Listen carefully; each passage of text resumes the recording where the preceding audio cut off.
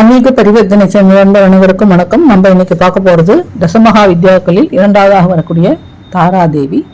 இவனுடைய நிறம் நீல நிலம். இவன் காளியை போலவே தாரா தெய்வமும் ஒரு தாய்மையான அமைதியான அம்சம் பொருந்தியவள்.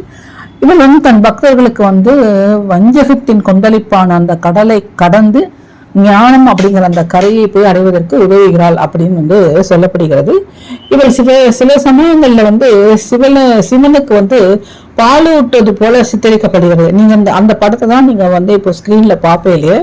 இதற்கு காரணம் என்னன்னாக்கா, இந்த தேவர்களும் அசுரர்களும் சேர்ந்து அமிர்தம் வேணும் அப்படிங்கிறதுக்கோசரம் பார்க்கடலை கிடையாது இல்லையா. அப்போ அந்த ஆழகால விஷம் தோன்றது. அந்த ஆழகால விஷம் உலகிலையும் அழிக்கக்கூடிய ஒரு தன்மை கொண்டது.